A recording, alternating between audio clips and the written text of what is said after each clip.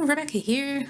I'm finishing off this colouring page today, and I've got a couple of updates about what's going on that I'd like to talk about. Firstly, new computer. Anyone keeping up over on the Facebook page will already have heard about this a bit, but yes, essentially I found the limits of my old system. I didn't think much about it when I started making videos earlier this year. I'm so used to my computer being not great, but good enough for my needs, that it just didn't occur to me to look into the requirements for video editing software. I mean, if you look at advice about making videos, you'll come across plenty of things saying just use your phone and don't worry about getting expensive equipment to start with. You know, just get into it, just do the thing. And those can leave you with a sense that it's a pretty lightweight thing to do in terms of technical requirements. Like, you know, whatever you've got, you can just do the thing. And, yeah, no. No. Recording, sure. If you have a phone that can record video, then you can record video without having to splash out on a camera.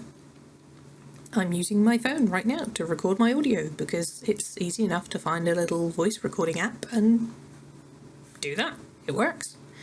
Phones, weirdly enough, are designed to pick up voice, so they're pretty reasonable for recording voice, as long as it's quiet in the background and you don't have a cat licking a crispy bit of bowl.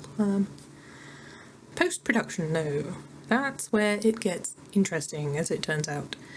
Admittedly, I haven't gone through all the possible software options to double check, so possibly there's something out there that might have worked better, but really now that I've learnt more about it, I'm not so sure. Basically, editing videos is demanding on your computer system. Premiere Pro's minimum system requirements, for instance, call for at least a 6th gen Intel processor. Mine was 3rd gen. It's kind of old. DaVinci Resolve, which is the program that I'm using, doesn't actually specify a minimum CPU requirement, but it's almost certainly not going to be happy with a 10-year-old processor. I had a reasonable amount of RAM in my system. Well, I thought I had a reasonable amount, about 24 gigs, but actually that's not as much as DaVinci suggests as a good amount. A good amount for video editing is apparently more 32 to 64 gigs as a starting point, which I did not realise. And of course, the other problem with my old system is that the RAM was DDR3, whereas the current computers have like if you buy a new computer at the moment, you're probably getting DDR4, and I think DDR5 is coming out, and as much as I don't actually really understand the difference there, I'm going to assume the newer version of memory probably works better or faster or whatever.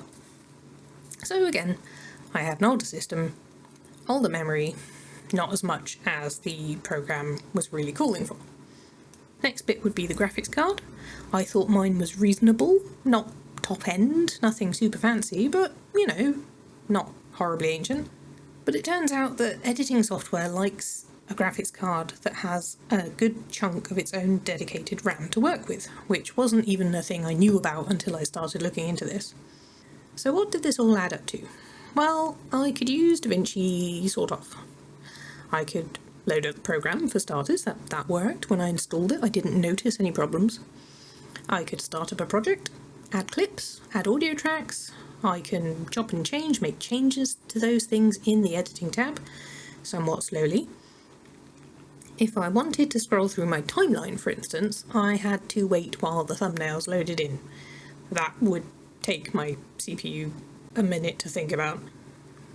I could use basic transitions, so for instance a simple slide between clips, but the preview of that in the editing page would struggle to load. I'd have to play that section of clip repeatedly to hopefully get it to actually show me what the transition looked like. I tried to look at the colour editing tab once. This is the tab you use to sort out the lighting if your lighting's if it was a grey day, then you can brighten up the lighting a bit and make things look better. So it's quite a useful, quite important tab if you want to make your videos look good. I loaded it, I clicked something and the program crashed. Just my computer could not handle the colour tab. It just wouldn't work. When it comes to rendering a finished video, that process would take several times the length of the video and not always actually work. I'd get visual glitches where the transitions were, or where there were text overlays. I'd just get pink streaks across the video and no actual text. Or it would just get part way through the render and then crash. Like, the program would just close without any warning or anything. I wouldn't even get an error message, it would just close. Now, these problems built up over time. When I started, I was being very minimal with my edits, everything was very basic, so I wasn't asking much at all of the program, and therefore not much from my computer, other than firing it up in the first place. But as I tried to do more with my editing, it was becoming more and more obvious how little my machine could actually handle. Oddly enough, this wasn't really a situation I wanted to be stuck with, so we did some research and then cracked open the new computer fund we'd been working on for a few years and went shopping. Before finally shutting down my old system, I ran the free 3D Mark test. Now, for anyone unfamiliar with it, it's essentially a program that checks your computer's ability to run through a bunch of graphical hoops, and then it gives you a score that you can compare against other system setups. I kept a screenshot of the old computer score. It managed about half the known best score for that combination of CPU and graphics card, which is not a great starting point. And then here's a screenshot of the score for the new system. Yes, that is an entire extra digit in the score. It's a bit better. No more hanging about while timeline thumbnails load, they just work. You scroll, timeline is there, perfectly happy. Not only can I look at the colour tab without it crashing, I can actually use it. This is how my old videos looked. And this is after using the colour grading tools to brighten things up just a little bit. This is what I mean about just fixing the lighting, making it a bit brighter, making the videos a bit happier, and it looks so much better. I can even use some of the fancy transitions now. Whoa! Fancy transitions! I can have exciting transitions. I can have animated text. Oh, it's exciting. So, yes. New computer, very shiny. Editing is no longer a form of torture. Well, actually, when I started, I kind of enjoyed the editing. It just slowly became a bit torturous as I realised it didn't work the way it was supposed to. But right now, I'm really rather enjoying it. The basic bits that I was slowly starting to feel familiar with are now so quick to do that I barely notice them. So I'm looking forward to a significantly reduced timescale for editing a video on top of having more flexibility in how I edit. Which means I'm going to end up doing more and filling the time again anyway, but at least I'll have achieved more in that amount of time. Now, this doesn't completely explain the gap in what I laughingly call my upload schedule. My last video was delayed as I hit hardware limitations and struggled to actually render it. And then there was a waiting period while the new system arrived and got set up. But then there's the last couple of weeks. And that brings me around to the next big thing, I suppose, for today. Moving house. We have started the process of selling our house. In 2 weeks, and I'm kind of a bit flabbergasted that it's only been 2 weeks. Well, getting on for 3 as I'm recording, but oh gosh, what is time? The 2 weeks since the Empire Spring Solstice event have been a slow, torturous slog of tidying the house. Not at all helped by me being completely full of cold for most of that time. So much stuff in boxes. The garage is now full of boxes, and yet somehow the house isn't empty, which is alarming in its own way. I laid a new bathroom floor just before Empire, and then re-siliconed a bath, which I'd never done before.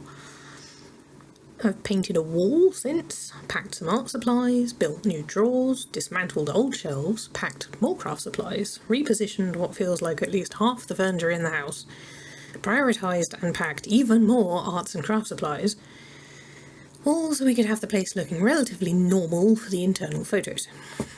And tidy and not full of art supplies. Does the place look clean and tidy? Yes. Are a large amount of my art and craft supplies now inconveniently packed and buried in the garage? Also yes.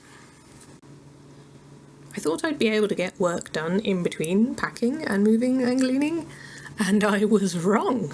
Oh my gosh, it has been so very exhausting. I mean, having some sort of summer cold draining my energy certainly didn't help, but also just the mental effort of working out what I needed to keep to hand for upcoming projects and what was safe essentially to pack away, then where to put the remaining things to try and minimise the inevitable artist chaos appearance. No, I did not have any spoons left over for working on art, let alone video stuff. So that's why I haven't uploaded for a few weeks. I suspect my upload schedule is going to be, well, not really resembling a schedule for a while as we continue through the selling and buying and moving process. But hopefully in a few months, or at least by the end of the year, knowing how these things go, I will have a new, bigger workspace and I'll be able to settle into more of a routine. It's a nice dream to have, at least. It's a goal, it's a good goal. I'm looking forward to being able to organise all of my craft stuff onto one big wall of shelves, rather than having them scattered about the house. Or at the very least, having two clear work zones. Have all the computer and the quiet, arty stuff indoors, and then have a nice shed or workshop out in the garden for all the leatherwork and the other things that need hammers. Because I feel bad being really noisy with hammers and things in the house. It makes me kind of nervous. But I still want to do those things. I'm looking forward to a bigger garden. I'm kind of curious to see how Gigi reacts to that. She's really protective of our small garden at the moment. She grumbles away at any birds that land on the fence. Sheer audacity of them sitting on her fence. And she flat out charges at any other cat that dares poke their face over the gate. She might have to learn to share with another cat at the future house, because we are thinking it would be good to get another cat. But hopefully more space will make that easier, so we'll see. I'm looking forward to seeing her explore a bigger garden at least. What about current plans here then? I had some ideas for a couple more Empire related videos, but with how much people seem to have liked the packing one. Because of course people always like the one that you did on a whim and weren't really thinking about much. But of course computer update followed by the house chaos has completely thrown those plans out the proverbial window. I'll be picking them back up, dusting them off and seeing if I can't get back on track with them, but I've also got sculpting ideas and art ideas and other things I want to try. So all I can really say for now is watch this space and please be patient with me.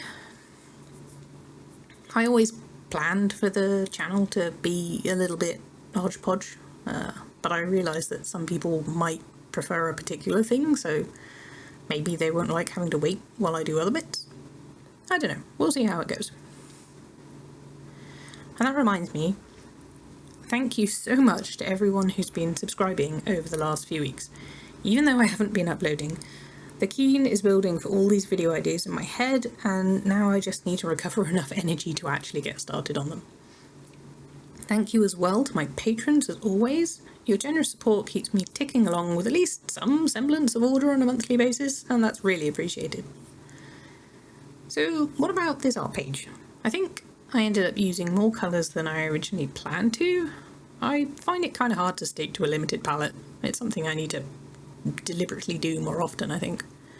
Still, I think this one's kind of got the autumny feel I was aiming for, maybe a little more late summer than middle of autumn.